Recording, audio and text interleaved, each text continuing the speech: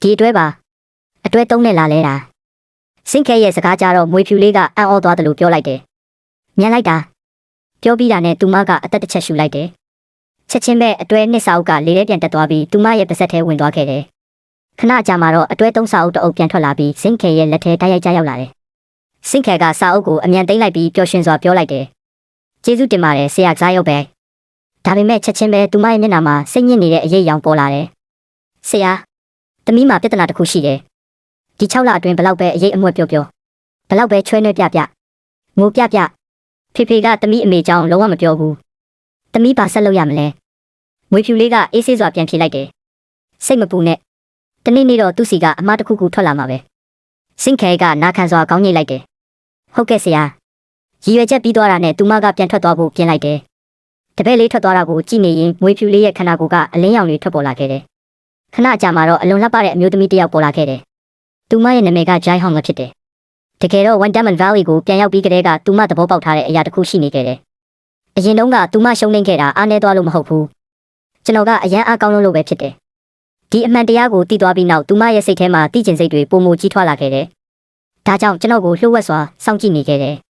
ဒါပေမဲ့ကျွန်တော်မှသမီးတစ်ယောက်ရုတ်တရက်ပေါ်လာမယ်လို့တော့မထင်ထားခဲ့ဘူးပိုထူးဆန်းတာကကျွန်တော်အနားမှာအမျိုးသမီးတစ်ယောက်တောင်မမြင်ဘူးခဲ့ဘူးအဲ့ဒီအချက်ကသူမရဲ့တိကျင်စိတ်ကိုပိုပြီးကြီးမားသွားစေခဲ့တယ်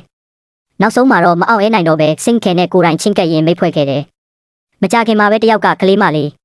တယောက်ကအသက်ရှည်ရှည်နေခဲ့တဲ့အထီးကျန်မျိုးသမီးသူတို့နှစ်ယောက်အရန်ရင်းနှီးသွားခဲ့ကြတယ်ရိုင်ဟောင်းကစင်ကာကိုကျင့်ကြံရေးတင်ပေးရုံတင်မကပဲနှစ်ပေါင်းများစွာစုဆောင်းထားတဲ့ဝတ္ထုစာအုပ်တွေကိုပါဖတ်ခိုင်းခဲ့တယ်တနေ့သူတို့စကားပြောနေတုန်းဂျိုင်ဟောင်းကကျွန်တော်တို့ companion အကြောင်းသိချင်ကြောင်းအသားလေးထုတ်ပြောလိုက်တယ်ချက်ချင်းပဲအသက်6နှစ်ပဲရှိသေးတဲ့စင်ခဲကရင်ဘက်ကိုပုတ်ပြီးဂတိပေးလိုက်တယ်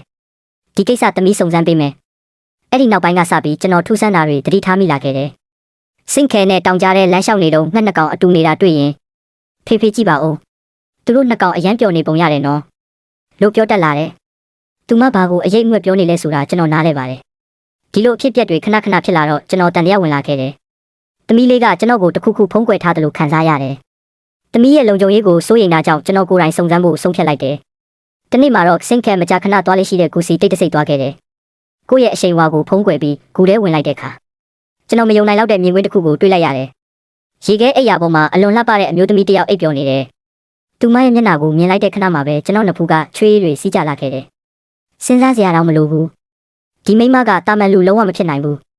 ဒါပေမဲ့အဲ့ဒါကကျွန်တော်ကိုပို့ပြီးရှုပ်ထွေးသွားစေတယ်ဒီလိုဝက်ဆန်းကျဲတဲ့အမျိုးသမီးနဲ့ကျွန်တော်သမီးဘယ်လိုပတ်သက်နေတာလဲမိကုန်းတွေနဲ့ပြည့်နေတဲ့ကျွန်တော်ကအတန်မထွက်ပဲဂူထဲကပြန်ထွက်လာခဲ့တယ်နောက်ပိုင်းစင်ကာကိုမေးကြည့်လိုက်တော့ပြီးခဲ့တဲ့နှစ်ကတောင်ကြားတဲ့ပကူးနေတုန်းဆရာစားရောက်ပိန်းနဲ့တွေ့ခဲ့တာလို့အဖြစ်ကင်းတဲ့မျက်နှာလေးနဲ့ပြန်ဖြေတယ်ဆရာကအရန်တော်တယ်သမီးကိုကြင်ကြံရေးတင်ပေးတယ်ပြီးတော့စိတ်ဝင်စားစရာဇလန်းတွေလည်းအများကြီးပြောပြတယ်ဒီစကားကြတော့ကျွန်တော်မျက်မှောင်ကျုပ်သွားတယ်ဒီလောက်အရေးကြီးတဲ့ကိစ္စကိုဖေဖေကိုဘာလို့မပြောတာလဲစင်ခါကချက်ချင်းအဖြစ်ကင်းတဲ့မျက်နှာလေးလှုပ်ပြီးပြန်ဖြေတယ်ဆရာကားရုပ်ဘဲကလှုပ်ဝက်ထားရမယ်လို့ပြောထားလို့ပါအဲ့ဒီအဖြေကြတော့ကျွန်တော်တက်ပြင်းမဲချနိုင်တော့တယ်ဒါဆိုအဲ့ဒီလှုပ်ဝက်ဆန်းကျဲတဲ့အမျိုးသမီးကသမီးလေးရဲ့ဆရာမဖြစ်နေခဲ့တာပေါ့ကျွန်တော်ကတော့ဘာမှမသိပဲတယောက်တည်းကောင်းစားနေခဲ့တာဖြစ်တယ်